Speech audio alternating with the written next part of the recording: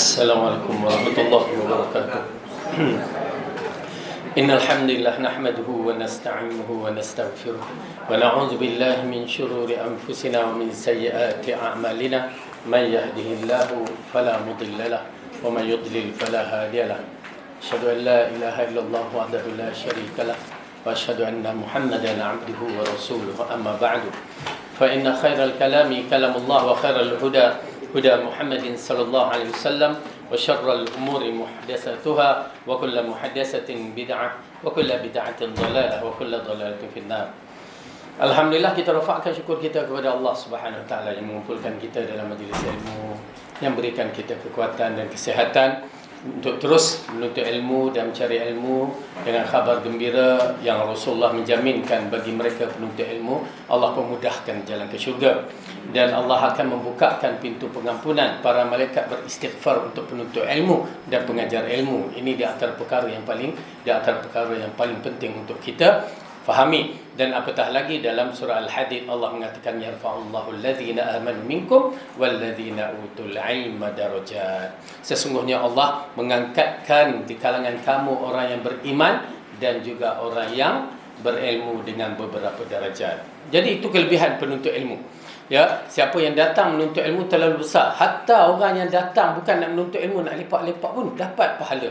Ya, dia duduk nak lepak aja ustaz kan, misalnya lah kan, atau tertidur dalam kelas ke pun dapat pahala kan. Tapi janganlah tidur pagi lagi kan. Baik, cuma dah sarapan dah, alhamdulillah. Dah sarapan belum ke puasa ini? Okey, baik. Jadi insya-Allah mudah-mudahan Allah berikan apa yang dijanjikan kepada kita dan insya-Allah kita terus dalam siri menuntut ilmu. Jangan berputus asa dan jangan mengalah. Baik, kita sambung balik surah Al-Maidah. Sebelum kita meneruskan dalam bab ini, kita katakan terus terang, kita katakan keimanan adalah amat penting dalam siri menuntut ilmu agama. Kerana kita meyakinkan diri kita bahawa menuntut ilmu adalah dituntut oleh syarak. Menuntut ilmu adalah satu tuntutan yang besar dalam siri amalan terbaik kita. Maka ikhlaskan diri kepada Allah kerana nak menuntut ilmu dan mudah-mudahan ilmu ini akan bermanfaat. Dan apa yang paling penting dalam bab ini, kita akan bicarakan Al-Quran dan Al-Hadis. Khairukum man ta'allama Al-Quran wa 'allamah. Sebab baik kamu adalah orang yang mempelajari Quran dan mengajarnya. Tuan-tuan dan puan-puan dapat yang terbaik dan saya pun dapat yang terbaik juga. Cuma sekarang kita minta Allah istiqamahkan kita, ya. Baik, kerana Al-Quran adalah kalam Allah yang mana paling penting ialah kita beriman dengan risalah ini. Beriman terus, keyakinan dalam diri kita tanpa syak, tak ada ragu-ragu. Beriman, bagaimana saya nak terang pun saya tak tahu, tapi keyakinan itu ada dalam jiwa kita. Ya, tak ada pandang remeh, tak ada pandang lekeh. Beriman, yakin. Ya, seperti mana yang kita pelajari bila sebut nama Allah tu ada kelainan. Baik. Jadi insya-Allah kita lihat balik semula ayat dalam surah Al-Maidah, yang mana surah ini adalah di antara surah-surah yang diturun di Madaniyah, yang membicarakan tentang beberapa hukum hakam dan kita telah pun mendapat perkara-perkara yang kita pelajari. Dah tak cukup minta foto ustaz ya. Baik. A'udzu billahi minasy syaithanir rajim. Sabar, insya-Allah di foto ustaz lain.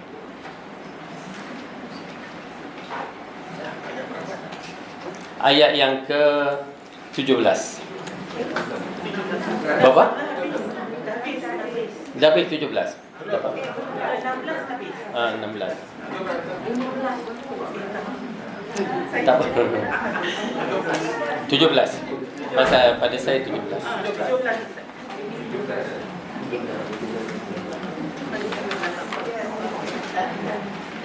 Okey. Tak apa, jangan bersisik. 16 boleh, 17 boleh.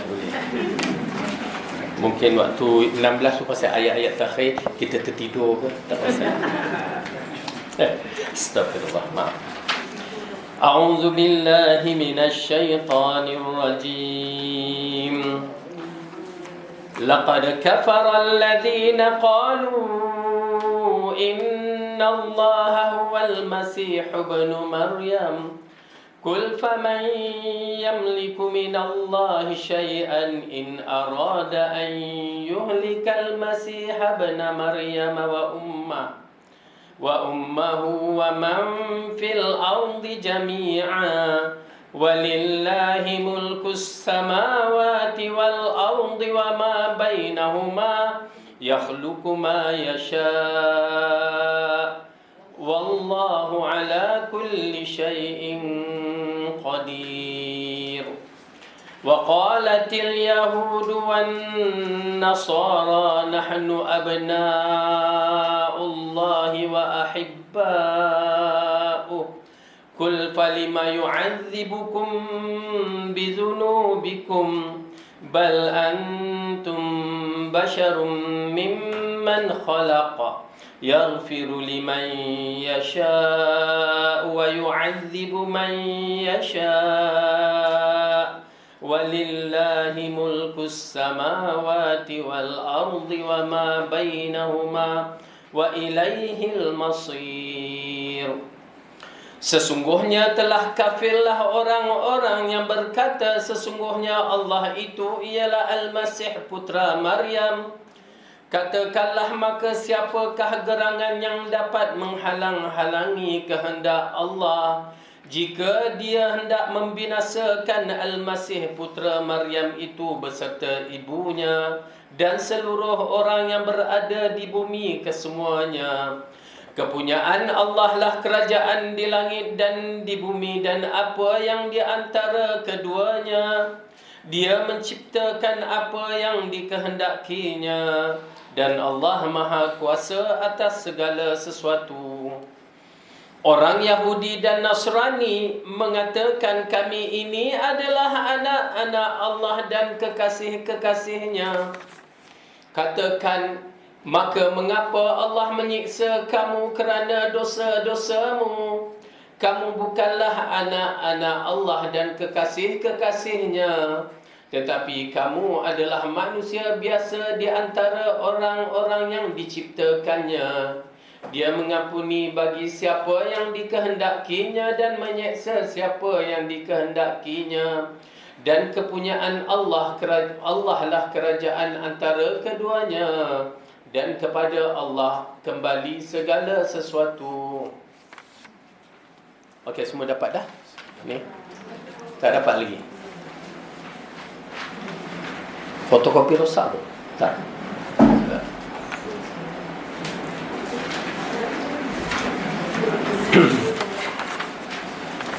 Baik. Ibnu Katsir mengatakan di dalam penafsiran ini Allah berfirman untuk menyampaikan dan memvoniskan kaum Nasrani bahawa mereka adalah kafir kerana mengklaimkan bahawa Al-Masih putera Maryam adalah Allah. Padahal dia adalah satu hamba Allah dan satu ciptaannya, maha suci dari ucapan mereka. Kemudian dia berfirman menyampaikan tentang kuasanya atas segala sesuatu dan bahawa segala sesuatu itu di bawah kekuasaannya. Baik. Tuan-tuan dan puan-puan yang dirahmati oleh Allah Subhanahu Wa Taala, Allah telah berfirman, pertama kita beriman dengan risalah Allah. Bila Allah berkata, itu adalah kalimah yang hak. Tidak ada satu kalimah bohongan. Hatta Rasulullah SAW pun berkata kaul yang hak dan tidak ada satu pun bohongan. Kalau yang bohong tu apa dia? Hadis palsu. Itu orang yang kata. Ya, bukan Rasulullah kata. Ingat tu. Baik. Jadi apabila Allah menerangkan di sini, kita lihat apa yang Allah katakan, laqad, sesungguhnya telah kafirlah, kafaral ladina, ya, telah kafirlah orang-orang yang mengatakan qalu innallah, sesungguhnya Allah huwal masihu, dia adalah Isa ibnu Maryam. Okey? Ini dia kalimah-kalimah yang berbahaya, kalimah yang di antara syirik-syirik yang jelas, ya, syirik-syirik yang kita tahu bahawa syirik adalah dosa yang terlalu besar, ya, terlalu besar sehingga Allah tidak mengampunkan dosa syirik. Dia mengampun dosa selain daripada syirik, walaupun kabair bagaimanapun peluang pengampunan tu ada lagi. Tetapi dosa syirik ini, kerana seorang tu tak boleh nak menilaikan yang mana kuat, yang mana tak kuat. Ya, sampai begitu sekali kejahilan mereka, tak boleh nak beza yang mana pencipta, yang mana yang dicipta. Bagaimana mereka mencipta berhala lalu mereka sembah? Sedangkan kalau ikutkan, kita menyembah pencipta. Berhala tu yang kena sembah orang yang membuatnya. Tapi terbalik, orang yang membuat berhala dia pergi sembah. berhala. Ya, kena pula acara-acara yang baru ni kan, yang dekat kita nak jalan pun jam, ya. Berhala sebesar-besar itu lalu disembah, sedangkan mereka yang mencipta berhala tu, daripada mereka sembah berhala, bagi saya lah pandangan saya, daripada mereka ukir berhala tu, lepas tu letak diam bercitu saja, baik mereka sembah kapal terbang tu, kan, lagi berfungsi, lagi boleh bawa ke sana ke sini. Tapi kita tidak menyembah lah, disebabkan perbuatan itu kejahilan. Okey, cuma di sini kita nak terangkan, laqad kafara alladhina qalu innallaha huwal masih ibn Maryam. Ya, mereka itu kafir disebabkan perkataan dan ucapan mereka adalah Allah itu Al-Masih. Di sini datang, okey, tengok kertas ini. Ya, dapat bang? Belum lagi. Baik, nanti insya-Allah sampai. Oh, tak sampai lagi. Adik-adik dah ya. Baik. Kenapa nama dan ataupun nama Allah atau kalimah Allah terlarang bagi golongan bukan Islam, yang pernah menjadi isu kontroversi di Malaysia satu ketika dahulu? Kalimah Allah, nama Allah tu dipergunakan, ya. Sebelum ni tak sibuk dia pun nak gunakan, ya.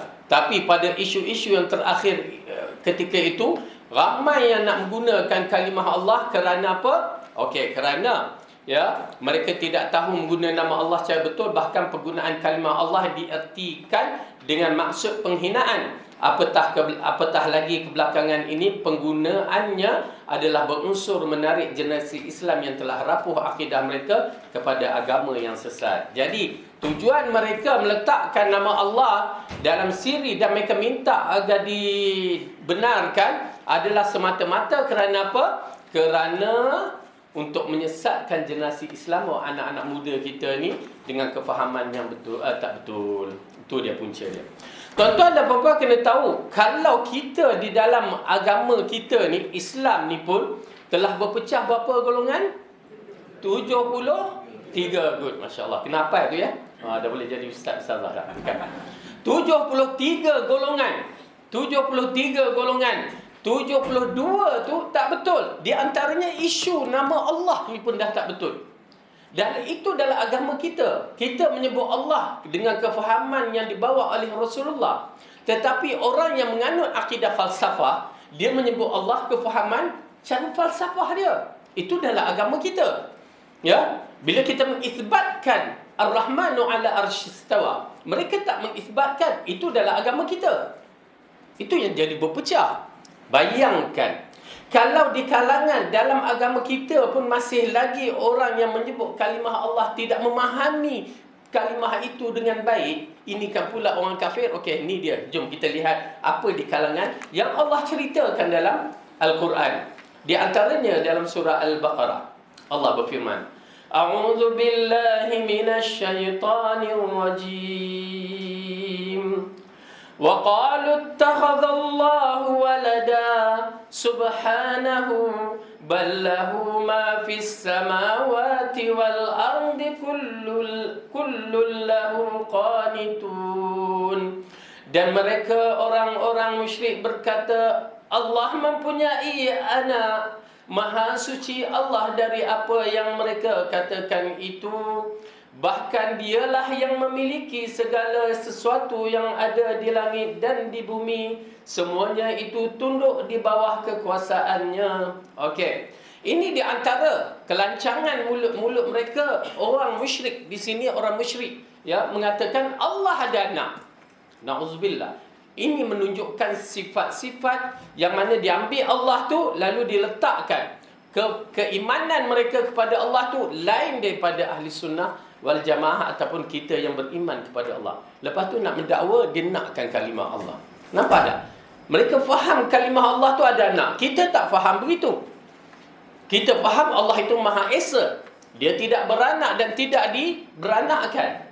Ya? Tiba-tiba muncul golongan-golongan ini, ya, meletakkan nama Allah, Allah ada anak. Na'udzubillah min dzalik. Syirk, kufur. Kalimah kufur yang keluar. Tiba-tiba nakkan kalimah Allah tu bagi mereka.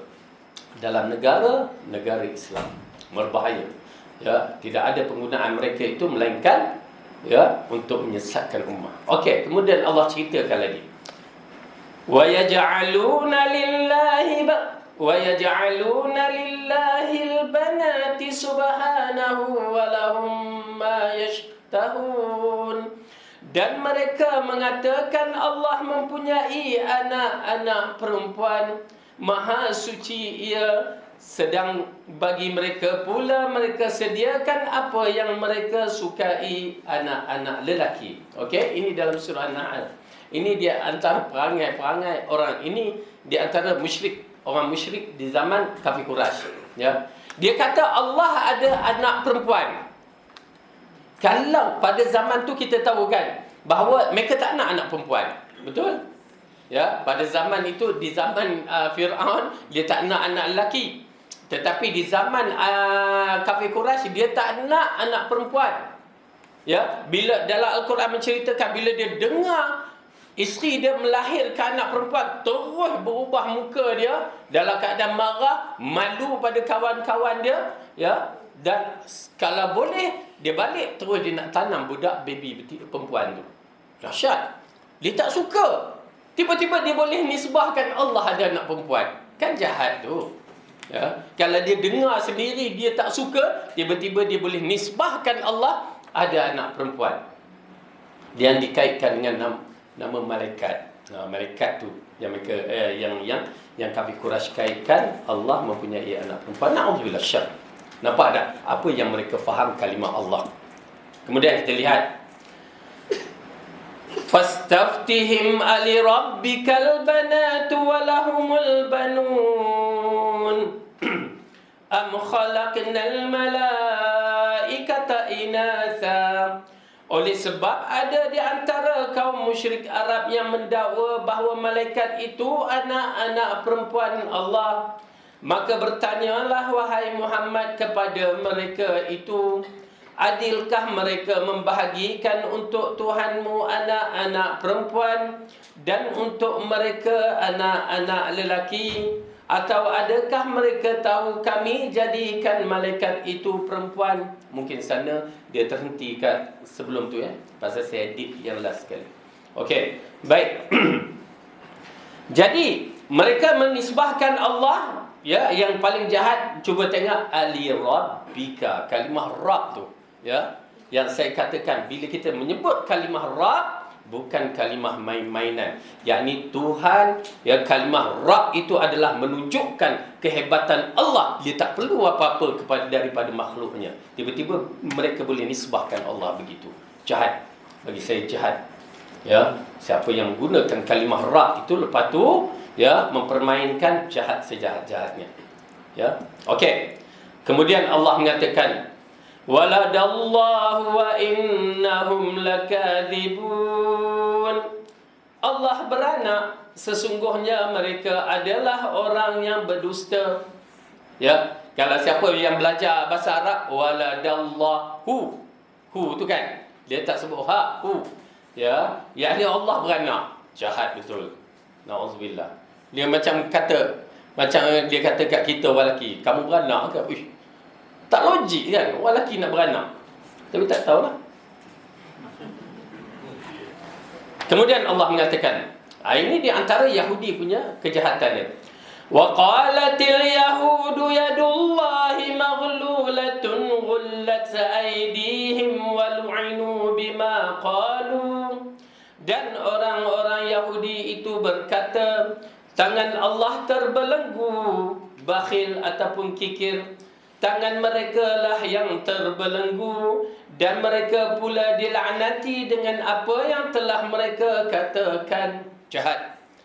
Orang Yahudi bercakap hak Allah, ya, Allah itu kedekut ataupun tangan Allah terbelenggu. Nampak tak macam mana fahaman mereka terhadap Allah? Ni di antara yang kenapa kita tak bagikan nama Allah itu dipergunakan oleh orang-orang yang begini, disebabkan kefahaman mereka begitu. Ya, dan saya minta maaf kenapa kita cut and paste ni. Orang-orang ni dalam bahasa Malaysia salah ni. Ya. Orang-orang, apa dia orang-orang? Kan patung yang dekat sawah padi tu, yang halau burung tu, nama dia orang-orang. Saya pernah ditegur kan, Ustaz salah ni kan, tapi dah disebabkan kita bukan cikgu bahasa Malaysia, alhamdulillah kita sapu je. Okey, baik. Dan orang-orang Yahudi itu berkata, tangan Allah terbelenggu, bakhil ataupun kikir. Tangan mereka lah yang terbelenggu dan mereka pula dilaknati dengan apa yang mereka telah katakan. Kita akan sampai ayat ni kerana surah Al-Ma'idah. Kemudian Allah mengatakan lagi, laqad sami'a Allahu qaulal ladzina qalu inna Allaha faqirun wa nahnu aghniya. Sesungguhnya Allah telah mendengar perkataan orang Yahudi yang mengatakan bahawasanya Allah miskin dan kami adalah orang yang kaya. Jahat. La ilaha illallah. Boleh ke kita dengar ada pandai hati apa yang mereka cakap begini ya? Na'udzubillah. Berani mereka menghina Allah. Ya, bercakap dengan cara yang begitu. Okey. Tuan-tuan dan puan-puan, itu pasal bagi kita kalimah Allah tu agung. Ya, bila kita dengar tu lain, bila kita dengar tu rasa rindu, rasa takut, rasa keagungan semua datang dalam jiwa kita. Maka itu yang kita nak. Oleh kerana itu kena berlatih ya, supaya tidak menjadi perbuatan ni. Sekarang kita dah tengok musyrikin, kita dah tengok orang Yahudi dan kita dah tengok orang Kristian, Nasrani, bagaimana mereka menyebut kalimah Allah. Tak sama dengan kita ahli sunnah yang betul mengikut jalan Rasulullah menyebut kalimah Allah. Baik, kita lihat lagi. وقالت اليهود عزير ابن الله وقالت النصارى المسيح ابن الله. Dan telah berkata orang Yahudi Uzair itu adalah anak Allah, dan orang Nasrani berkata Al-Masih itu adalah anak Allah. Okey.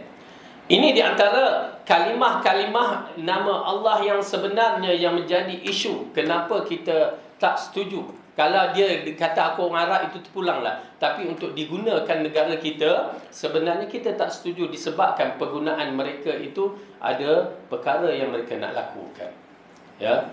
Ada masa kita boleh bertolak ansur, tapi dalam beragama kena ada ketegasan. Kerana kita bukan orang Arab, kita orang Melayu yang banyak kekurangan yang ada dalam beragama kita. Jadi mereka nampak sepatan, mereka nak masuk saja. Baik. Di sini pula kalimah yang di antara penggunaan nama di antara nama Allah Ar-Rahman. Ya, ayat dia. Wa idza qila lahum usjudu lir-rahmani qalu wa man-rahmanu an nasjudu lima ta'muruna wa zadahum nufura. Dan apabila dikatakan kepada mereka, sujudlah kamu kepada Ar-Rahman, yakni Tuhan yang Maha Pemurah, mereka bertanya, siapakah Ar-Rahman itu? Patutkah kami sujud kepada apa yang engkau perintahkan kami? Dan mereka menjadi bertambah ingkar. Ya, ini di antara kalimah kafir Quraisy tak suka kalimah Ar-Rahman. Yang mereka menentang kalimah Ar-Rahman. Hatta pada perjanjian Hudaybiyah tu, waktu Rasulullah membuat perjanjian dengan ucapan Bismillahirrahmanirrahim, dengan nama Allah yang Maha Pemurah lagi Maha Penyayang. Mereka kata kami tak mau kalimah Ar-Rahman. Dahsyat ya. Tak mau kalimah Ar-Rahman. Rasulullah arahkan para sahabat padam. Ya, terpaksa. Bukan kerana kalimah tu tak betul, tetapi mereka yang tak betul. Lalu Rasulullah paksakan sahabat padam. Kerana nak buat perjanjian. Ya, perjanjian damai yang dikatakan itu. Lalu para sahabat dengan berat hati terpaksa padam. Okey? Bismillah, ya, dengan nama Allah. Ar-Rahim dikekalkan, Ar-Rahman dibuang. Perjanjian di antara Muhammad Rasulullah pun mereka tak setuju. Muhammad buangkan Rasulullah. Kalau kami percaya ini Rasulullah, lama dah kami ikut. Jadi Muhammad sahaja. Rasulullah buang tak? Terpaksa buang. Para sahabat tak nak buang. Ya, tapi Rasulullah arahkan buang. Tunjuk. Dia buang sendiri. Kenapa? Memang Rasulullah. Ya, aku Rasulullah. Tapi kamu tidak mempercayai aku. Ya. Okey, dalam tu ada beberapa kaedah hukum hakam ya. Amat menarik kita saksikan. Kadang-kadang terpaksa kita turunkan jika ia tidak melambangkan kehancuran ataupun kerosakan agama kita. Walaupun dia satu syiar, maka terpaksa demi dakwah sebenarnya. Itu pasal kenapa Rasulullah tak ubahkan Kaabah itu. Permulaannya, Kaabah tu yang dibina, yang kita tengok sekarang ni, itu adalah pembinaan kali kedua selepas dibina oleh Abdul Muttalib. Ya. Asalnya pembinaan di zaman Nabi Ibrahim bukan macam tu. Hijr Ismail tu lain, ya, Kaabah yang 4 segi sama tu pun lain. Asalnya Hijr Ismail dengan Kaabah bergabung. Ya, dikaitkan bergabung, macam kita ambil roti tu kan. Roti slice tu, gardenia, jangan meleleh pula dia. Ya. Okey. Panjang kan? Okey, kita pusing tegak macam tu. Macam itulah bentuk dia. Ni. Okey. Itu bentuk asalnya. Punca dia apabila Abdul Muttalib membina Kaabah tu selepas banjir besar tu, Abdul Muttalib membina Kaabah tu balik, ya, dia mengarahkan semua orang yang nak menginfak membina Kaabah mestilah daripada hasil-hasil yang bersih. Mereka beriman dengan Kaabah tu, sayang Kaabah. Lalu waktu dibina dengan hasil-hasil mereka tu tak cukup, maka itu je yang dapat. Ya, punya nak jagakan Kaabah tu dengan betul-betul hasil yang bersih, tak ada unsur hasil curi, riba apa semua tu, maka mereka bina, itu yang dapat Kaabah yang kita saksikan sekarang. Ya, tapi dia ada perubahan. Ya, pada satu ketika, okey, tak apa, dia dibina tu, habis dibina tu, maka masih lagi lah, dan mereka beramal lah, lakukan tawaf, itu yang kita tak boleh masuk dalam Hijr Ismail tu. Bukan tak boleh masuk waktu lain, waktu tawaf tu. Kerana bila kita tawaf, masuk, dia batal. Ya, tawaf kita tak sah. Okay, jadi kena kat luar tu. Ya. Dan kalau kita nak masuk sangat Kaabah, masuk Hijr Ismail. Ya, sama je masuk Kaabah. Ya, tak syok Ustaz nak naik tangga tu, nak masuk itu. Itu habis cerita lah. Kena jadi PM lah, kan? PM11 pula. Baik. Jadi, itu dia kedudukan dia. Kalau nak tahu Kaabah. Tetapi berlaku perubahan pada zaman Rasulullah sallallahu alaihi wasallam pada hari kemenangan dia, ya, pada hari akhir-akhir hayat dia, dia mengatakan, aku bercita-cita nak mengubahkan Kaabah itu kepada bentuk zaman Nabi Ibrahim. Kalaulah tidak kerana kaumku baru masuk Islam, aku ubahkan. Kerana apa? Kedudukan Kaabah yang agung itu ditakuti bila Rasulullah ubah, maka orang murtad. Rasulullah tak nak benda tu. Ya, tak apalah, kekalkan Kaabah itu dalam bentuk itu, dan alhamdulillah manusia masih lagi beriman. Cuma di zaman Abdullah ibn Zubair, ya, yang dikaitkan zaman itu selepas Khulafa Ar-Rasyidin, dia naik Muawiyah, naik Yazid, naik Malik bin Marwan, di zaman itu, ya, Abdullah ibn Zubair telah mengaku dirinya sebagai Amirul Mukminin di bahagian Mekah sana. Sedangkan khalifah mesti satu je. Waktu itu adalah Al-Malik bin Marwan. Jadi Al-Malik bin Marwan jadi pertembungan lah di antara Abdullah ibn Zubair dengan Al-Malik bin Marwan. Dan tidak boleh ada dua khalifah dalam satu negara Islam. Tu dahsyat, ya. Bak kata Genghis Khan, tidak ada dua matahari di atas muka bumi. Kan? Pasal mereka sembah matahari. Jadi mereka cakap macam tu. Okey, cuma dalam Islam memang begitu. Dia tidak boleh ada dua khalifah dalam sebuah negara Islam. Maka salah satu mesti diturunkan. Maka mereka hantar Hajjaj Abdullah ibn Zubair telah membina Kaabah dalam bentuk yang asal, yang dikendaki oleh Rasulullah. Dia binakan, tetapi Hajjaj datang membawa tenteranya dan membawa manjanik. Kita zaman dulu manjanik itulah yang macam senduk tu, letak kuih pau pun campak, kan. Okey. Jadi dia campak, dia baling sampai terkena Kaabah. Zoom, kena Kaabah tu. Ya, untuh sebahagian Kaabah. Dia menarik dalam kisah ni kerana Hajjaj keras hati dia. Tahu tak Hajjaj ni siapa? Panjang ceritanya, kita ringkaskan. Hajjaj ni adalah guru hafiz Al-Quran. Dulu lembut orangnya, tetapi ada berlaku peristiwa yang menyebabkan dia bertukar, ya, 180 darjah tu terbalik, bertukar. Jadi seorang yang ganas. Dia membunuh 40,000 orang. Dikatakan dalam sejarah 40,000 orang tanpa tahu sebab dia yang logik. Dia kalau hukum bunuh ada hukum dia. Tak, dia salah misalan. Okey, jangan parking tempat yang tak boleh parking. Dia pergi parking kan. Misal orang tu pergi parking. Esok tinggal kereta je orang dah tak ada. Kenapa kamu parking tempat tak boleh parking? Hukum dia pancung. Salah sikit pancung, salah sikit pancung. Oh, letih kita. Sebaiklah Yayasan Taklim ada tempat parking kan. Nak ceritakan begitu. Salah sikit. Orang yang mencuri dan yang kena curi buat pengaduan hilang. Oh, dahsyat ya. Nampak macam mana dia bunuh. Okey. Apa yang kamu kena curi? Listkan. Dia listkan. Betul? Confirm? Betul. Tak ada tipu? Tak ada tipu. Okey. Ingat, kalau kamu tipu, kamu kena bunuh. Kan? Kena hukum. Maka, cara dia nak tangkap, okey, dia nak tangkap tu, yalah, itu kita kena kembali zaman dahulu punya suasana lah. Bukan zaman kita di TTDI ni. Okay? Hajjaj arahkan. Semua orang lelaki diarahkan berkumpul di satu tempat seperti stadium. Semua. Waktu tu semua keluar. Kena berkumpul. Okay. Hajjaj katakan, aku mendapat tahu bahawa ada seorang telah merompak ataupun meragut ataupun mencuri, ya. Maka sebelum aku menghukumkan sesuatu, hendaklah dia serahkan diri.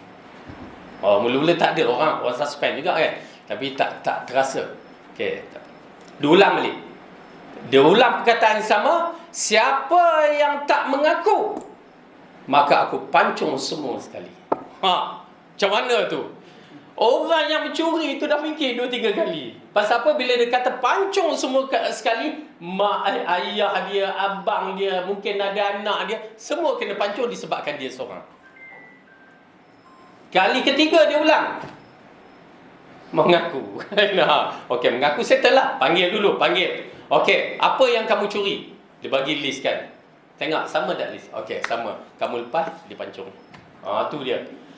Dalam sejarah juga buktikan hari pertama yang dikatakan dia berbagai cerita riwayat kan. Yang saya dapat cerita tu melalui adalah satu riwayat, ya. Yang mana orang-orang Kufah ni, kalau kita nak tahu orang Kufah ni orang Iraq.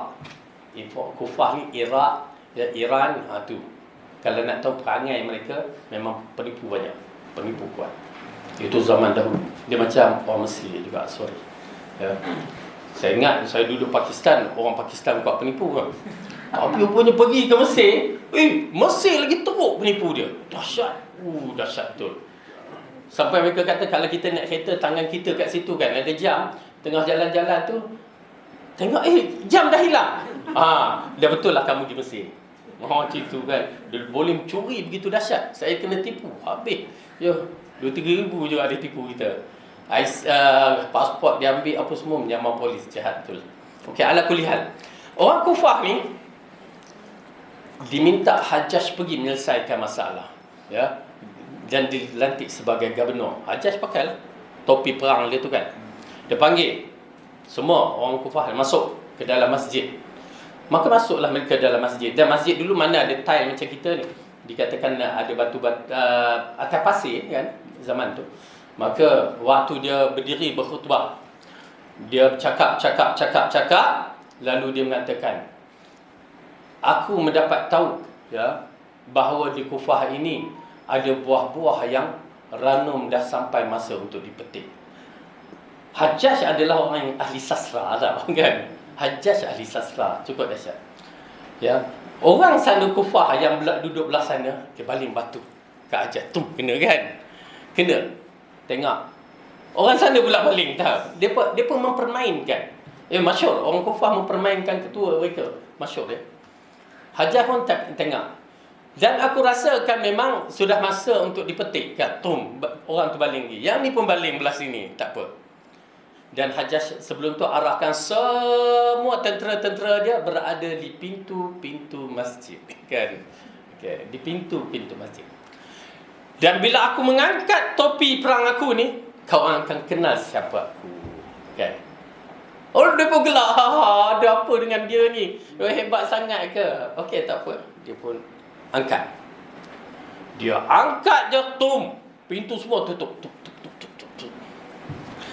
Ya. Darah mengalir dari dalam masjid. Semua dibunuh. Itu dia. Ya, nak kena hajaj kan? Itu setengah cerita lah. Walau bagaimanapun kita kena tahu, zaman itu siapa? Sahabat ada lagi. Ya, Abdullah bin Umar ada, Ibnu Abbas ada, dan juga tabi'in besar Hasan Al-Basri, kan? Dan kita lihat bagaimana mereka bermuamalah dengan pemerintah yang begini. Itu amat penting ya, kaedah-kaedah tu. Cuma dalam bab-bab hajaz ini kadang-kadang kita kena hati-hati jangan melampaui dalam menghukum dia. Walaupun dia tu ganas, tetapi dialah orang yang pertama di antara orang yang membariskan Al-Quran. Al-Quran bahasa Arab ni dulu mana ada baris? Ya. Kita tak boleh baca. Memang tak boleh baca. Kalau tak pakai baris, memang tak boleh baca. Dan dia di antara orang yang mencadangkan membariskan Al-Quran. Kerana dia hafiz Quran. Dahsyat. Dan dia banyak membantu sekolah tahfiz pada waktu itu. Dan dia di antara gubernur yang mencadangkan koin dinar dan dirham. Dia. Untuk dijadikan bahan muamalah, perniagaan. Dan dia juga seorang yang merancangkan atau mengarahkan pemerintah menyusunkan sistem tentera yang betul. Dahsyat. Itu kebaikan dia pula. Ya. Dan dia juga di antara pemimpin yang membebaskan tanah Hindi, Samarkand, apa lagi yang dikaitkan, Tajikistan, Uzbekistan, apa lagi? Tantan, kecuali Kelantan. Yang lain semua. Dia dahsyat. Bayangkan kelebihan dia. Berapa ramai yang masuk Islam di bawah tangan dia. Dahsyat. Dia yang lantik Muhammad bin Qasim, umur 18 tahun, sama juga dari tempat dia. Pergi bukakan tanah Hindi. Muhammad bin Qasim pergi buka tanah Hindi. Disebabkan raja itu zalim. Dia bunuh orang Islam nak pergi haji di atas kapal. Marah Hajjaj. Okey, baik. Jadi ini dia. Kita dah masuk jauh dah. Baik. Nak cerita bab Kaabah tadi kan. Lepas tu bila habis diserangkan dan Abdullah bin Zubair mati dibunuh di dalam peperangan tu, dipancung dan akhirnya Malik bin Marwan dan di kalangan khalifah pada ketika itu ya nak mengubahkan Kaabah dalam bentuk dia bina balik bentuk Abdul Muttalib. Kemudian pada zaman Imam Malik, Amirul Mukminin nak ubahkan balik dalam bentuk yang Rasulullah cadangkan ataupun Abdullah bin Zubair. Lalu Imam Malik kata, ya Amirul Mukminin, jangan ubah, cukup dengan apa yang ada. Kerana apa? Ditakuti Kaabah ini akan jadi barang macam permainan. Sekejap ubah gini, sekejap ubah begini, sekejap ubah begini. Maka Imam Malik katakan, dah stop. Maka semenjak itulah Kaabah sampai sekarang dalam bentuk dia. Bentuk inilah. Baik. Jom kita tengok balik ayat ini. Apabila Allah mengatakan laqad kafara alladhina qalu innallaha huwal masih ibnu Maryam, sesungguhnya telah kafirlah orang yang berkata sesungguhnya Allah itu Al-Masih putera Maryam. Qul, katakan, faman yamliku minallahi syai'an in arada an yuhlikal masih ibn Maryam wa ummuhu wa man fil ardi jami'a. Katakan, maka siapakah yang dapat menghalang kehendak Allah jika dia hendak membinasakan Al-Masih putera Maryam itu dan ibunya dan seluruh orang yang berada di bumi kesemuanya. Allah nak menceritakan dalam ayat ini bahawa mereka meletakkan Al-Masih ibnu Maryam itu ya bersama dengan Allah, penjelmaan Allah. Dan kalimah ini di antara perkara yang berbahaya kepada kita, yang kena kita faham kenapa kalimah wahdatul wujud itu adalah salah. Wahdatul wujud, penjelmaan Allah dalam suatu benda tu berlaku, adalah kalimah kufur. Sama kalimah yang dibawa oleh orang Nasrani terhadap Allah itu penjelmaan pada Isa Masih ibnu Maryam. Jahat, kalimah kufur. Ini bermula daripada tauhid yang salah.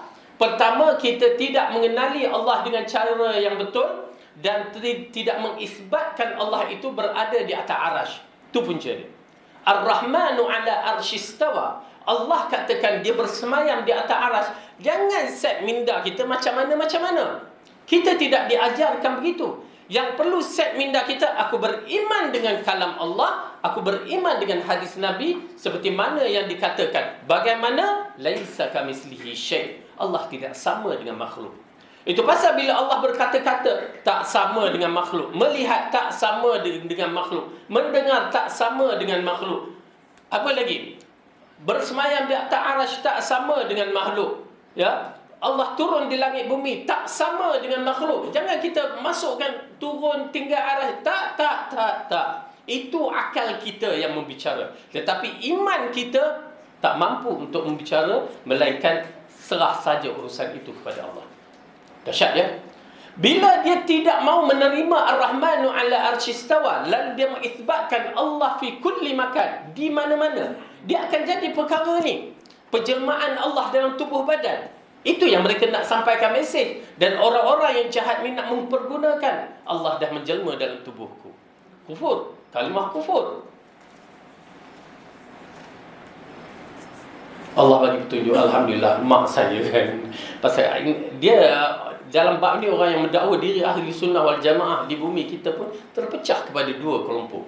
Seorang kata Allah di mana-mana, seorang lagi kata Allah tak ada tempat. Ya. Yang kita alhamdulillah bersemayam di atas aras seperti mana dalil. Kita tak nak bicara panjang kerana kita tak tahu. Dalam tali perut kita, usus perut kita pun kita tak tahu macam mana. Kan ini kan pula nak bicara nun di alam ghaib sana. Okey. Saya teringat waktu alhamdulillah Allah bagi petunjuk kepada mak saya lah kan. Saya pernah cerita apa yang main dengan cucu-cucu anak saudara tu. Dan Allah sampai satu soalan siapa yang jawab betul, palsu bagi lebih sikit. Okey, bagi mula 50 sen, lepas tu bagi RM1. Di mana Allah? Kan? Bagi 3, yang kata tak tahu, yang kata Allah di mana-mana, yang satu lagi Allah atas langit kata. Yang Ar-Rahmanu ala arsy. Okey, yang 3 orang dapat hadiah. Oh, banyaklah tu budak-budak kan. Budak-budak besar ni kecil lagi. Kan? Okey. Mak saya ustazah. Ustazah sifat 20. Kan? Sebab saya hafal sifat 20 start dia kecil kan. Nasyid waktu tu Rehan tak muncul, saya dah muncul. Ya, kan? Lepas tu mak saya panggil lah cucu-cucu, jom opah nak ajar, mari. Okey, hari ni kita belajar sifat 20. Soalan yang apa yang diketengahkan, yang pertama sekali, di mana Allah? Kan? Semua cucu-cucunya jawab Allah di atas langit. Terkejut mak saya. Siapa ajar ni? Pak Su. Okey, Pak Su dah rekod dah. Okey, tak apa. Alhamdulillah, tak apa. Oh, Pak Su mana kita belajar gini? Dia syarahkan cucu-cucu dia. Okey, tak apa. Nanti Pak Su balik, kenalah dia. Okey, tak apa. Alhamdulillah, saya pun balik. Ya. Saya balik. Dan waktu tu kami orang kampung kan. Kita cerita orang kampung, bukan kampung Sungai Pecala.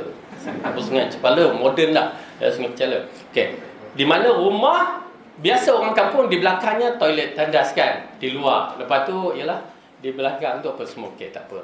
Kita pula buat cucuk tanam di situ disebabkan baja organik kan. Astagfirullah. Okey. Saya tengok mak saya alhamdulillah Allah bagi, ya, Allah bagi kelebihan kita taat pada mak, yang tak banyak bicara. Okey, kita banyak membantu. Mak kata, mak pasal di antara saya pernah cerita saya budak akademik dulu kan. Lepas tu mak kata pergi belajar agama, bebaskan mak dia nak. Okey, senang je. Dia suruh mana saya pusing Malaysia sampai habis, lepas tu pergi Pakistan, balik tu mak kata pergi ambil tauliah. Saya pun pergi ambil tauliah kan, senang je. Okey. Lepas tu nak jadi cerita, okey. Habis tu mak tengah buat berkebun di belakang, saya pun datang berkebun, kakak pun ada. Fadil, mak nak tanya. Sedap ni kata kan, dah tahu dah apa dia nak tanya ni. Okey, mak nak tanya kamu, betul ke kamu kata kepada anak-anak saudara kamu Allah di atas langit? Kan? Ui, kalimah ya. Kan kita dah tahu Allah di mana-mana, kita belajar Allah di mana-mana. Alhamdulillah Allah nak bagi petunjuk. Jamban di sebelah. Kenapa? Mak, Allah dalam jamban ke? Kalimah tu dia macam satu pukulan tau. Takkan kita nak sebut Allah dan jamban? Dah di mana-mana. Kalimah tu saya nak sakitkan lagi. Mak, Allah dalam lubang jamban ke? Dah nak bagi, nak buka minda kan? Takkan kita nak sebut macam tu? Tak boleh lah. Habis, mak dah kata di mana-mana. Mak dalam peristiwa Isra Mi'raj Rasulullah kan, Isra Mi'raj Rasulullah ambil solat kat mana? Dia bertemu dengan siapa? Di situlah. Dia pun terfikir sikit, nanti okey tak apa, mak akan tanya abang kamu dan tanya tok guru kampung. Suspend juga bila tanya tok guru kampung, abang satu kepala. Dia tanya abang, okey alhamdulillah clear satu kepala. Tapi bila dia tanya tok guru kampung tu ada 3. Ya, 2 ni agak pure punya dan seorang ni agak open sedikit. Tu menarik tu. Lalu dia tanya yang dia tak tahu open ke tidak, tapi dia tanyalah tok guru tu. Lalu tok guru tu kata macam ni. Berkaitan dengan Allah di atas langit ni ada 2 pendapat. Pendapat salaf, pendapat khalaf. Bagus juga saya katakan. Jadi bila dia kata pendapat salaf, pendapat khalaf, pendapat khalaf, ya, pendapat salaf mengatakan salaf ulama salaf kan, salafus salih mengatakan Allah di atas langit, di atas arsy lah. Pendapat khalaf Allah di mana-mana. Berarti dia telah membuka minda, ya, mak saya ni dapat mempertimbangkan. Okey, berarti ada kaul itu, dan kaul itu bila disebut salah memang kuatlah. Bahawa Rasulullah, para sahabat, tabi'in, tabi'in itulah kaul dia. Tapi dah ialah bila dah ustaz tu kata kita orang khalaf, ikut khalaf je lah. No, perak je style. Okey. Jadi namun begitu mak saya alhamdulillah dengan izin Allah di situlah dia ada pegangan sedikit dan dia tahu apa yang kita bawa. Lepas tu alhamdulillah dia mengajar sampai satu tahap disebabkan dia faham tauhid yang betul ni. Kita katakan hadis tak boleh nak suka-suka, ini agama apa semua. Yang macam saya terang itulah kan. Ya, hadis ini adalah kalam Rasulullah, mesti sahih. Di situlah datang dia mula berfikir nak mengajar. Lepas tu dia tanya, okey, ini hadis ke apa? Man jadda wa jadda. Itu bukan hadis mak. Habis tok guru kata hadis itu pepatah Arab. Man jadda, siapa bersungguh-sungguh, wajada, dia dapat. Kan? Itu pepatah Arab. Oh ya ke? Lama kata orang hadis. Dia sebut semua. Dan lepas tu alhamdulillah dia tak berani nak bercakap bab agama kalau dia tak tahu bab hadis. Dia tak berani nak keluarkan hadis. Sampai dia refer kat kita, alhamdulillah. Ya. Itu di antara perkara yang saya nampak, subhanallah, dia berubah. Lepas tu acara-acara yang saya tonjolkan di antara perkara, maaf kata macam apa yang selepas mati tu tahlil apa semua kan, dah habis dah kubur. Ni acara-acara kat rumah, apa pecah perut, pecah mata, pecah apa lagi ya, yang last sekali yang tahu pecah tabung. Dah tak cukup duit nak bagi orang makan kan.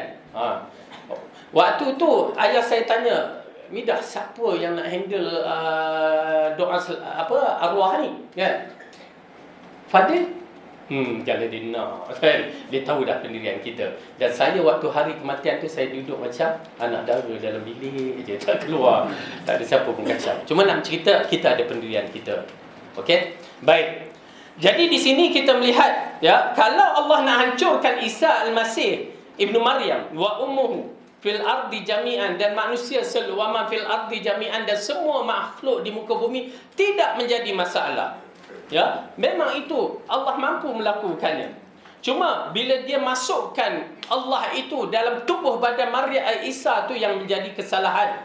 Ya, i'tiqad mereka Isa itu adalah Allah, Allah itu adalah Isa. Itu penjelmaan Allah dalam tubuh badan Isa. Jahat. Itu adalah disebabkan antara i'tiqad masyarakat wahdatul wujud, kewujudan Allah dalam tubuh badan.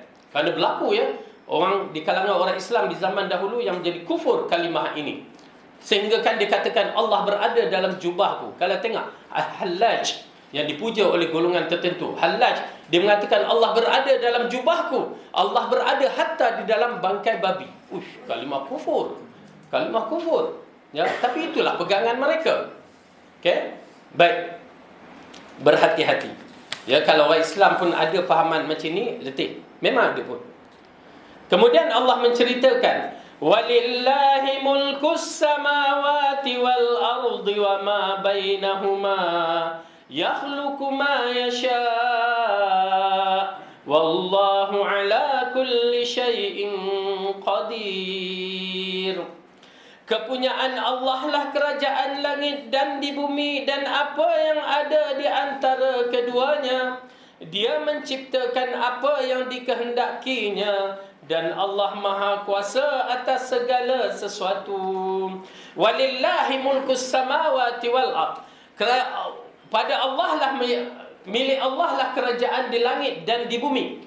Okey? Ini adalah satu kalimah. Walillah adalah satu sifat rububiyah yang mempunyai kerajaan di langit dan di bumi dan di antara keduanya, langit dan bumi. Ni ayat ni mengatakan nak menunjukkan rububiyah. Mungkin satu negara itu ada presiden, ada raja mengisytiharkan aku ada kerajaan di bumi. Okey, kita boleh terima. Kerana kerajaan dia kita faham apa yang kita nampak. Ya. Tetapi adalah salah jika seorang raja itu mengatakan aku ada kerajaan di langit dan di bumi. Ya, langit dan di bumi dan di antara keduanya. Satu kesalahan. Kerana kalimah itu hanya milik Allah. Kalau dia kata aku ada kerajaan di langit, okey ke? Tak nampak kan kat mana kerajaan dia. Tetapi Ayah Pin kata,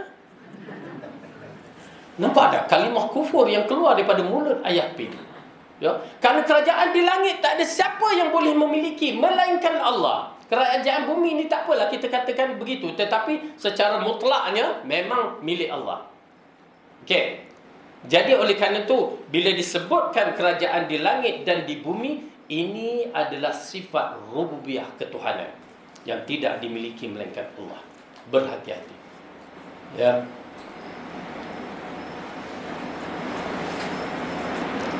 Baik.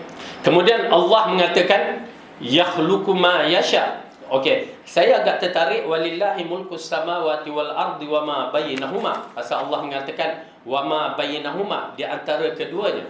Berarti bayangkan tuan-tuan dan puan-puan, kita ada kat rumah kita ya gadget-gadget ni kan yang boleh menyaksikan bagaimana sistem galaksi alam semesta. Okey, boleh saksikan. Subhanallah, saya cukup kagum galaksi di antara penciptaan yang Allah lakukan yang cukup dahsyat bagi saya. Ya, macam mana Allah mengatakan wahai hamba-Ku, jika kamu ya datang kepadaku membawa dosa sehingga ke kaki langit. Ya, banyak mana dosa tu? Tapi alhamdulillah kita tak ada dosa macam tu. Minta ampun. Dia datang dengan membawa dosa sebanyak sampai ke kaki langit sekalipun. Memohon keampunan kepadaku, aku akan ampunkan kamu, aku tak peduli. La ilaha illallah. Subhanallah. Ya, tuan-tuan dan puan-puan, ya, rasa kagum dengan pengampunan Allah yang sedia nak ampunkan kita bila kita terbayang dalam keadaan alam semesta ni, langit pun kita tak boleh nak tahu, tetapi Allah katakan sampai begitu. Alhamdulillah, tuan-tuan dan puan-puan, saya rasa kita ni tak adalah dosa. Na'udzubillah lah. Kalau ada dosa besar, minta ampun kepada Allah. Kalau ada dosa kecil ni, ya, tak apa, minta ampun, apa salahnya. Cuma jangan buatlah dosa lagi. Ya, banyak dosa yang terjebak kita zaman sekarang adalah dosa ngumpat, ya, melalui WhatsApp, apa juga fitnah tu je. Yang kita nampaklah, banyak yang lain tu nampak warak, ya. Berbahaya. Tapi nak cerita Allah itu Maha Pengampun, ya, Maha Pengampun. Saya amat merindui pengampunan Allah. Bila kita teringat hadis tu, rasa semangat, ya, nak mohon keampunan Allah.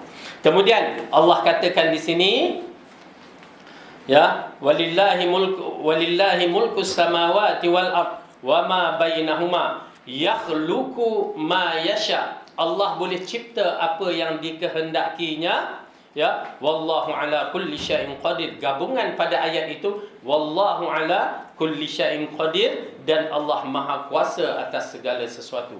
Oleh kerana itu, pemikiran kita bila menyebutkan kalimah Allah adalah berbagai-bagai kena letak berbentuk keagungan, kehebatan Allah. Ya, nak mengagungkan Allah dengan cara yang begitu. Baik. Kemudian Allah mengatakan dalam ayat ini, وقالت اليهود والنصارى نحن أبناء الله وأحباؤه orang-orang Yahudi dan Nasrani mengatakan kami adalah anak-anak Allah dan kekasih-kekasihnya. Ini adalah pahaman-pahaman orang yang na'udzubillah. Ini ahli kitab ni, bayangkan. Itu pasal kita melihat beberapa fahaman ini telah berlaku pada masyarakat-masyarakat yang terdahulu, yang mengatakan mereka anak kepada dewa, kan? Macam Fir'aun tu, ya, mengaku dirinya mereka adalah anak kepada Tuhan, dewa-dewa yang begitu begini, kan? Itu disebabkan kepercayaan yang berlaku dalam diri mereka. Nak menisbahkan mereka yang terbaik. Ini masalah juga. Bila kita nak nisbahkan kita yang terbaik, dia akan jadi masalah, beberapa masalah. Ini di antara perkara yang perlu diperbetulkan lah. Perlu diperbetulkan. Orang Yahudi dan Nasrani mendakwa terus mereka itu adalah anak Allah, satu bab, dah masalah. Yang kedua, ahibba'u, yang dicintai oleh Allah. Siapa yang menetapkan kecintaan itu? Ya, mereka meletakkan, walaupun betul yang mana Allah mengutuskan banyak para nabi kepada mereka, banyak para nabi di kalangan Bani Israel, ya, kerana Allah nak menyelamatkan, kerana sayang kepada mereka. Tetapi bukanlah sampai mereka boleh mendakwa sesuka hati. Ya, mereka mendakwa sesuka hati, melambangkan sungguhnya Allah adalah mereka ini adalah kesukaan Allah, kecintaan Allah. Tak. Ya, Allah bukan bentuk begitu dalam menaburkan kasih sayangnya kepada hamba-hamba. Okey? Jadi dakwaan itu adalah salah. Tengok ya, mereka mendakwa mereka yang dicintai oleh Allah. Tapi perbuatan mereka agak-agak apa dia? Ya, dalam, kalau kita tengok pada ayat ni, kita tengok semua perkataan kufur. Ya, dia main-mainnya Allah. Kan? Kalau Nabi dibunuhnya para Nabi, itu kata dia sayang dia. Berarti walaupun mereka mendakwa mereka itu adalah kekasih Allah, perbuatan mereka itu bukan menunjukkan mereka itu adalah kekasih Allah. Selesai? Walaupun mereka mendakwa diri mereka cucu-cucu Nabi, tetapi kita lihat kepada perbuatan mereka. Okey? Jangan nak mendakwa walaupun mereka mendakwa diri mereka apa ya, maaflah saya keturunan saya tak perlu cakap. Ya. Cuma saya dah campur orang kebanyakan. Opah saya Siti Sharifah binti Said Ahmad kahwin dengan Mio. Orang Perak je Mio. Dia tak jadi Miao, okey. Dia jadi anak perempuan Ma. Okey, yang anak lelaki still Mio. Okey. Ma itu mak saya. Nama dia Hamidah. Disebabkan Mio campur Said, maka dijadikan Ma, letak depan tu Ma Hamidah. Tapi bila pergi kat orang Arab, mak saya cerita, pergi kat program daurah bahasa Arab dengan orang Arab tu kata, kenapa ada Ma? Ya, dalam bahasa Arab jadi tak lengkap. Hamidah tu dah lengkap, terpuji. Bila masuk Ma, apa yang terpuji? Jadi Ma tu apa? Apa yang terpuji? Dah jadi question mark kat situ, pertanyaan. Tapi itulah Ma Hamidah. Jadi mak saya tu. Okey, cuma nak menceritakan Said, bila walaupun kita Said, alhamdulillah kita hormati, ya, kerana itu nama-nama yang Allah bagi kepada mereka yang berketurunan, dikatakan keturunan Arab asalnya, ya. Namun begitu, perangai kita, perbuatan kita bertepatan dengan Quran dan Sunnah untuk dibanggakan ataupun tidak. Ya, Allah telah mengatakan inna akramakum indallahi atqakum. Sesungguhnya sebaik-baik kamu, semulia-mulia kamu adalah orang yang paling bertakwa. Walaupun orang itu bukan keturunan Nabi, walaupun orang itu keturunan Abu Jahal, ya. Kena ambil perhatian ni. Tetapi kalau dia beriman dengan Allah cara yang betul, kedudukannya baik, ya, maka dia lebih tinggi daripada kedudukan orang yang mendakwa keturunan Nabi tak ikut Rasulullah. Anak Abu Jahal Akramah, dahsyat. Ya, di antara panglima perang yang dahsyat dalam Islam. Ya, sehingga kan bila orang berkata tentang Abu Jahal, dia terasa. Lalu Rasulullah kata, cukup, jangan kamu bicara orang yang telah mati. Mereka dah urusan mereka dengan Allah. Ya, kenapa bila kamu bicara orang yang telah mati, dia menyakiti orang yang hidup. Maka jangan. Lepas tu para sahabat tak bicara tentang Abu Jahal, kerana menghormati Ikramah bin Abu Jahal. Dan dia mati dalam perang yang dahsyat, yang terkenal. Dia tengah nak minum air, nak air, dia kata pas kat sana. Kan? Dia lah di antaranya. Okey. Jadi dalam bab ini keturunan penting, tetapi berhati-hati bila nak mendakwa. Jangan mendakwa sesuka hati, lepas tu kita tak mengikut cara Nabi. Ya, merupakan pengkhianatan dalam risalah Islam. Kerana kalau kita tengok Yahudi mendakwa mereka anak Allah, mereka yang dikasihi. Tetapi hakikatnya apa yang mereka buat semua bercanggah dengan apa yang Allah arahkan. Lalu Allah mengatakan, "Kul falima yu'adzibukum bidunubikum bal antum basyarum mimman khalaqa yaghfiru liman yasha' wa yu'adzibu man yasha' walillahi mulkus samawati wal ardi wa ma bainahuma wa ilaihil masir." Katakanlah, maka mengapa Allah menyeksakan kamu kerana dosa-dosamu? Kamu bukanlah anak-anak Allah dan kekasih-kekasihnya. Kalau kamu anak Allah dan ataupun kekasihnya, kamu tak akan kena azab. Tetapi kenapa kena azab? Disebabkan dosa-dosa kamu, yakni ingkarnya kamu kepada Allah. Tetapi kamu adalah manusia biasa di antara orang-orang yang diciptakannya. Dia mengampuni bagi siapa yang dia kehendaki. Dan kepunyaan Allah lah kerajaan antara langit dan kerajaan langit dan bumi dan di antara keduanya. Dan kepada Allah lah ke tempat kamu kembali. Okey. Jadi ayat ni jelas kepada kita bahawa orang Yahudi dan Nasrani telah mendakwa dengan berbagai-bagai pendakwaan, ya, terhadap nak klaimkan mereka itu adalah orang yang disayangi oleh Allah, tetapi hakikatnya tak. Kemunculan umat Muhammad, kemunculan yang cukup dahsyat. Dia menjatuhkan segala umat, bukan menjatuh apa, dia telah berada di tempat yang paling tinggi di kalangan umat-umat yang terdahulu. Oleh kerana itu apabila Rasulullah mengatakan kamu adalah umat yang terakhir, tetapi kamu adalah umat-umat yang bakal masuk syurga dahulu, ya, subhanallah. Ini kelebihan kepada umat Muhammad. Jadi insya-Allah, ya, kita banyakkan bersyukur dan selawat ke atas Rasulullah SAW. Tapi dengan syarat kita mengikutnya. Terutamanya kita, apatah lagi kita berada di akhir zaman ni, ya, percaturan yang sengit. Jaga akidah. Saya nasihat, jaga akidah. Percaturan ini adalah sengit, ya, menakutkan. Kalau akidah kita tak mantap, letih. Ya, letih sangat-sangat. Kemunculan Dajjal yang penuh penipuan, dahsyat. Kita akan tertipu. Na'udzubillah, na'udzubillah. Okey, seterusnya ayat yang ke-19 Allah berfirman,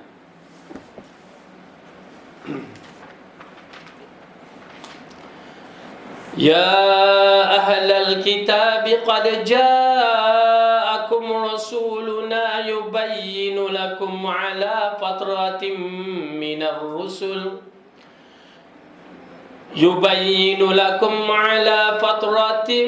minar rusuli an taqulu ma ja'ana min bashirin wala nadhir faqad ja'akum bashirun wa nadhir wallahu ala kulli syai'in qadir.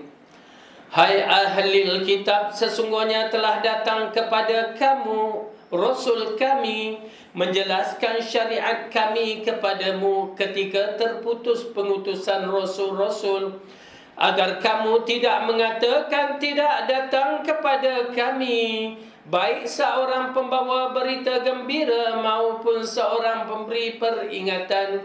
Sesungguhnya telah datang kepadamu pembawa berita gembira dan pemberi peringatan. Allah Maha Kuasa atas segala sesuatu. Okay. Imam Ibn Katsir mengatakan Allah telah membicarakan ahli kitab dari kalangan Yahudi dan Nasrani bahawa dia telah mengutuskan Rasulnya kepada mereka, iaitu Muhammad, penutup para Rasul yang tiada Nabi dan Rasul lagi setelah itu. Tetapi dia menutup risalah semua para Nabi kerana dia berfirman ala fatratim minar rusul, ketika terputus pengutusan Rasul, yakni setelah masa yang cukup panjang antara diutuskan beliau dengan Isa putera Maryam. Baik. Apabila ulama mengatakan dalam penafsiran fatratim minar rusul bahawa kemunculan Nabi Muhammad sallallahu alaihi wasallam adalah penutup para nabi. Ya, penutup para nabi. Bila penutup para nabi, berarti para rasul pun ditutup. Kenapa? Semua rasul mesti nabi. Macam mana? Nanti. Semua rasul mesti nabi. Okey? Itu syarat dia. Dan tidak semua nabi itu rasul. Okey? Boleh? Dan semua nabi itu adalah lelaki. Dan tidak ada nabi perempuan. Okey?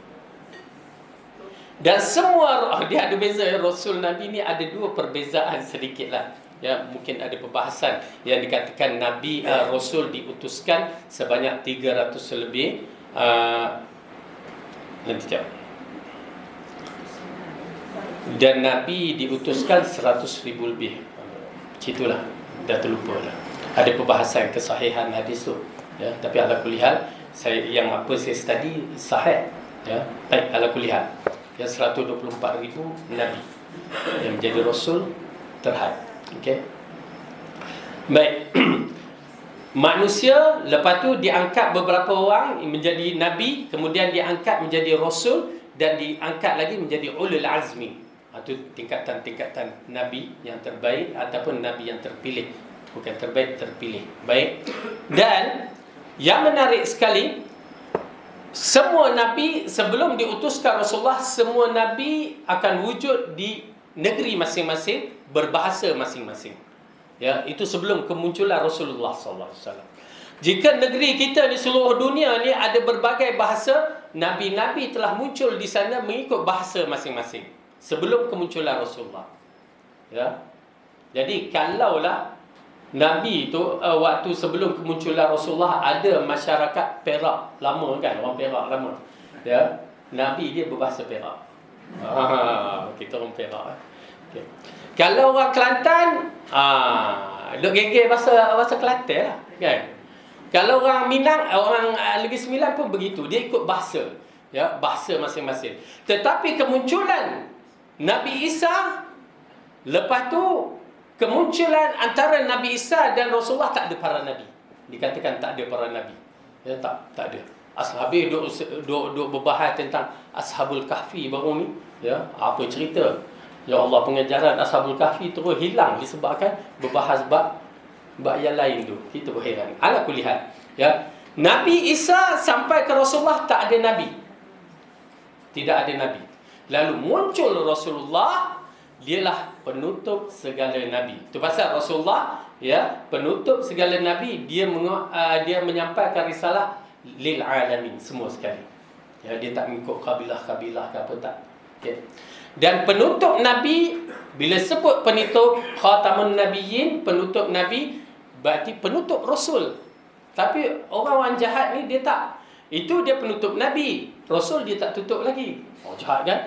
Dia kata dah nabi tu nak jadi rasul mesti jadi nabi. Dia tutup nabi dah tak ada rasul lah. Maka akhirnya muncullah rasul umat Melayu.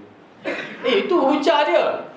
Itu penutup nabi, belum penutup rasul. Maka muncul rasul Melayu kita, bukan kita, Melayu yang di mana? Kemensah tu. Abdul Qahar, rasul umat Melayu. Duduk kat Kemensah. Kat mana Kemensah tu? Kemensah tu Zoo negara tu. Alangkah indah jika dia di zoo negara. Dalam. Tapi di belakang zoo negara tu, Kemensah tu. Jahat. Woi, jahat. Dia tarik diri. Okey, saya meletakkan jawatan menjadi rasul. Dia meletak jawatan. Jahat sungguh kan. Tetapi pengikut dia duk percaya dia lagi sampai sekarang. Jahat betul lah. Dalam senyap-senyap dia masih lagi main peranan tu. Itu di antara orang jahat di bumi kita. Tapi di bumi kita kurang sikit, tak macam di Indonesia. Indonesia subhanallah muncul dahsyat. Saya tengok tahun berapa dulu, saya kecil besar ni, keluar lelaki yang mengatakan dapat wahyu dari Jibril ke apa. Ja'far Petola ke apa nama. Orang buta. Betul. Itu jahat ya. Lepas tu muncul, dia muncul beberapa golongan. Ini di antara Rasul Melayu.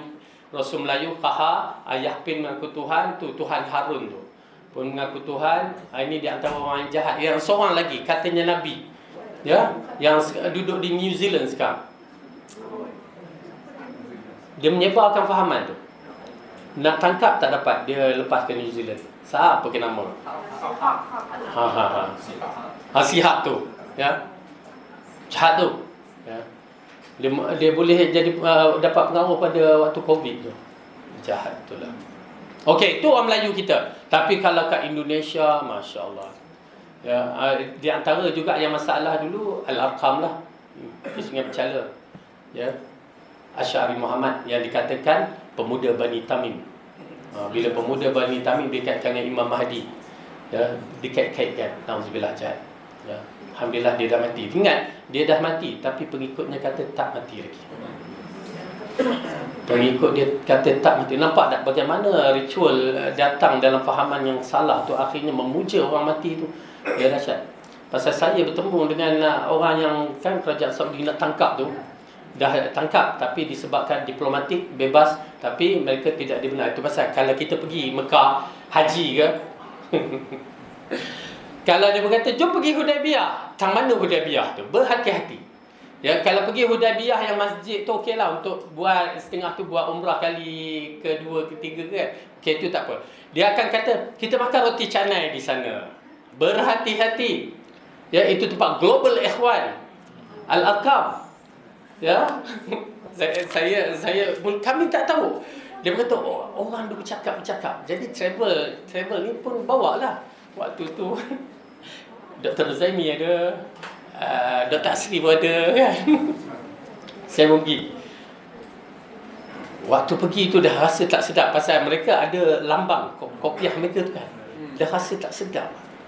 Tak sedap hati. Rasa lain macam ni, tak apa, masuk. Kita orang tak popular, tak apa kan, masuk tu. Ini bukan tempat ni. Rasa tempat yang mereka pernah kena rush tu kan. Dah tengok lambang, yalah kuda ada roti canai, ada orang kita dapat roti canai. Bayangkan dah berapa bulan, bukan berapa bulan, berapa hari tak makan roti canai. Lepas tu tengok tu, saya dah syak. Lepas tu tengok lambang, tak, lambang tu dah tahu dah. Saya cepat-cepat keluar. Dr. Razami dah masuk dah. Saya kata, doktor, tempat ni kalau berikhwan. Dia pun keluar. Dr. Asri tak masuk. Kenapa? Bukan apa. Takut fitnah. Mereka tangkap gambar. Nampak? Dr. Razami dengan Dr. Asri pun duduk dengan Global Ikhwan. Letih. Alhamdulillah kita minta jangan masuk. Mereka pun memang tak masuk lah. Memang terus mereka keluar. Jangan pergi. Bila sebut Tang Hudaibiyah, kalau ada roti canai, kuda ke apa, jangan. Itu tempat kita support mereka punya ekonomi. Waktu kena tangkap, mereka dihantar balik. Salah seorang sister tu, saya tanya sendiri, kak macam mana fahaman kak terhadap ni Ustaz Syahri Muhammad? Kita kena sebut elok-elok kan. Yang makcik kat belakang, lawan Ustaz. Dia kan sabar kata. Lepas tu dia kata, bagi saya Syahri Muhammad hidup lagi. Nampak? Beliau dia kata hidup lagi. Tak apa, kita dengar. Kak, macam ni kak, betul kita hormat dia, kita sayang dia kan. Tapi kita kena ingat Rasulullah SAW, para sahabat sayang sampai hari kewafatan baginda tu. Saidina Umar kata, siapa yang mengatakan Rasulullah mati dah wafat, maka dia munafik. Rasulullah tak lain macam Nabi Musa, lepas 40 hari dia akan kembali, dia akan hukum kamu semua. Tetapi bila datang Saidina Abu Bakar mengisyaratkan dengan dalil-dalil, Umar terduduk. Dia sayang Rasulullah. Kak, kita sayang Rasulullah kan. Tapi bila dikatakan Rasulullah dah wafat, kena terima. Dan begitu juga Syahri Muhammad, Ustaz Syahri, kena lapik tu. Ustaz Syahri Muhammad, yang sayang macam mana pun, dia dah meninggal. Dia terdiam, dia senyap. Cuma nak mengatakan fahaman mereka masih menganggap Syahri Muhammad tak mati lagi. Baik. Jadi di antara fatrah ini, zaman yang mana para nabi tak muncul, tiba-tiba muncul Rasulullah SAW. Tetapi kemunculan Rasulullah ini dah diagakkan oleh ahli kitab, kerana mereka dah ada maklumat di kalangan para nabi Kenapa? Para Nabi telah memberitahu kepada mereka kemunculan Nabi akhir zaman. Ada beberapa perkara yang diceritakan oleh para Nabi, mewasiatkan kepada kaumnya, ya, termasuk kemunculan Rasulullah. Satu, iaitu pasal Yahudi datang ke Madinah kerana mereka tahu tempat Rasulullah akan muncul. Yang kedua, di antara perkara yang disampaikan oleh para Nabi kepada umatnya adalah fitnah Dajjal. Semua Nabi menyampaikan kepada umatnya, Rasulullah kata, tentang fitnah Dajjal. Cuma aku mengatakan kepada kamu, yang ini Rasulullah bagikan maklumat tambahan, bahawa Dajjal itu buta sebelah matanya. Itu je beza dia. Berarti para Nabi dah mengisyaratkan kemunculan Dajjal. Ya. Dan waktu para ulama-ulama Bani Israel ni dah tahu kemunculan Nabi akhir zaman, mereka cepat-cepat pergi ke Madinah dengan sifat-sifat yang diberi, dengan harapan di Madinah itu akan muncul Nabi itu dari keturunan mereka. Kenapa? Bani Israel banyak menjadi Nabi, dan harapan mereka Nabi terakhir itu muncul adalah dari keturunan mereka. Ya, Bani Qainuqa, Bani Quraizah, Bani Nadir, semua datang ke sana beratus tahun, sebab semata-mata nakkan Nabi akhir zaman tu adalah di kalangan mereka. Yang lagi menarik, pengikut-pengikut Nabi akhir zaman disebutkan dalam Taurat dan Injil kehebatan mereka, ketaatan mereka dan kedudukan mereka tinggi di sisi Allah. Mereka nak jadi. Tapi bila muncul Nabi akhir zaman, bangsa Arab terus mereka tolak. Dia tak boleh nak terima. Ya, jahat. Ini jahat. Ya. Okey, kita lihat apa Allah katakan dalam bab ini. Apabila inna awlan nasi bi ibni Maryam la ana laisa baini wa bainahu nabiyyun. Rasulullah mengatakan di dalam Musnad Abdul Razzaq, sesungguhnya orang yang paling berhak terhadap putera Maryam adalah aku, kerana tidak ada seorang nabi pun antara aku dengannya. Maksudnya di antara putera Ibnu Maryam, yakni Isa, dengan Rasulullah tak ada nabi. Ya. Kalau nak tahu secara kasar apa yang berlaku di antara Isa dengan zaman itu, ya, selepas Nabi Isa diangkatkan ke langit sampai ke kisah Maryam itu, sampai Nabi Muhammad lahir, adalah peristiwa Ashabul Ukhdud, Ashabul Kahfi, itu dikaitkan juga, ya, Ashabul Yasin. Ini semua berlaku peristiwa-peristiwa yang dahsyat, ya, menunjukkan zaman itu fitnah dah bertambah hebat. Tapi kemunculan Rasulullah menjadikan kedudukan mereka lagi tinggi. Okey, baik. Hadis ini berisikan bantahan terhadap kalangan orang yang menyangka bahawa ada Nabi lagi diutus setelah Isa. Kononnya Nabinya bernama Khalid bin Sinan. Ini di antara orang yang mengatakan bahawa ada Nabi selepas Isa. Sedangkan hadis ini jelas bahawa tidak ada Nabi selepas Isa melainkan Rasulullah SAW. Okey. Jadi yang mana mengatakan ada Nabi selepas Isa, salah. Kemudian ada satu perkara lagi yang perlu kita tahu. Bila Rasulullah kata tak ada Nabi, tak adalah. Kita berhadapan dengan masalah, ya, beriman dengan Allah dah bermasalah. Sampai 72 golongan. Nak isbatkan Allah, nak menetapkan Allah tu pun kita tak ada. Kita tak mampu, bagi setengah orang tak mampu nak mengisbatkan. Sedangkan itulah pertanyaan yang pertama sekali akan ditanya dalam kubur. Man rabbuka? Kita fail. Bila kita beriman cara falsafah, habis. Yang maaf ya, saya kata bila dikata kita beriman akidah ahli sunnah wal jamaah, apa disebut lepas tu? Maturidi, Asy'ariyah, fahaman Asy'ariyah wa Maturidiyah. Tuan-tuan dan perempuan, tahu tak? Kalimah tu berbahaya.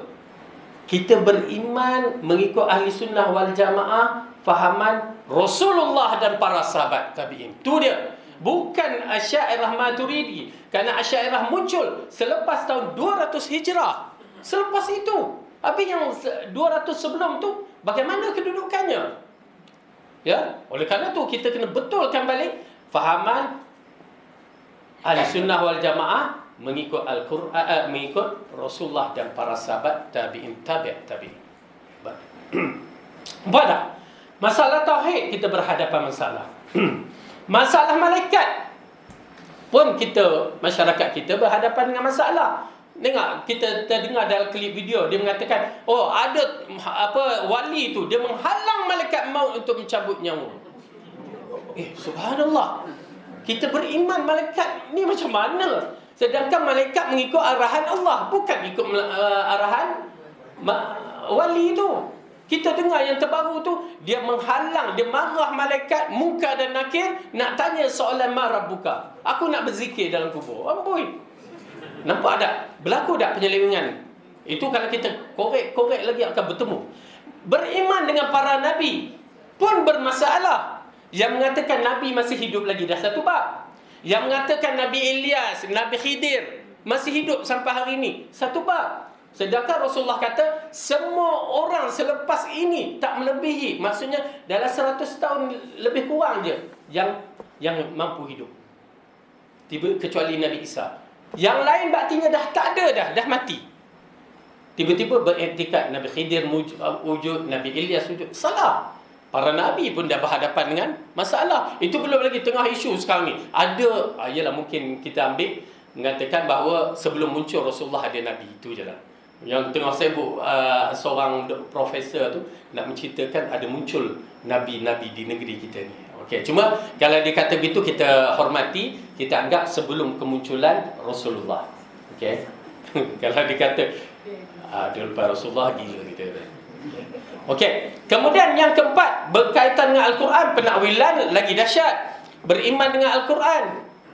Lepas tu beriman dengan hari akhirat. Dah bermasalah. Bawa hadis-hadis palsu. Siapa yang beramal begini terselamat di akhirat. Semua kita berhadapan dengan akidah yang salah. Tuan-tuan dan puan-puan, betulkan balik. Kita akan mati, biar kita betulkan perkara-perkara asas. Kerana inilah perkara yang akan menyentuh syurga dan neraka kita. Akidah. Ingat tu, akidah. Ya, bukan masalah fiqh ni, akidah. Dan mudah-mudahan Allah bagikan kita kefahaman yang betul. Baik, kemudian okey. Kita lihat sedikit ayat yang tadi. Hai ahli kitab, sesungguhnya telah datang kepada kamu rasul kami menjelaskan syariat kami kepadamu ketika terputusnya pengutusan rasul-rasul, agar kamu tidak mengatakan tidak datang kepada kami baik seorang memberi berita gembira maupun peringatan. Ini disebabkan bila Nabi itu dah jauh masanya, akhirnya umat menjadi sesat. Kaum ini menjadi sesat. Dan begitu juga kita, bila Rasulullah dah jauh daripada kita, akhirnya kita terpesong dan menjadi 72 firak. 73 firak, 72 ke neraka dan 1 saja ke syurga. Jadi tuan-tuan dan puan-puan, istiqamah dengan apa yang kita ada. Ya, tuntut ilmu dan doakan yayasan taklim ni sentiasa berada dalam pemeliharaan Allah, kerana dia cuba menyampaikan risalah yang betul. Ya, dan insya-Allah, dan pastikan kita menuntut ilmu dengan orang yang betul. Jangan main orang-orang di YouTube semata-mata. Kan? Kita TikTok YouTube, ustaz TikTok, ustaz YouTube. Lepas tu pening. Kan? Silap tu.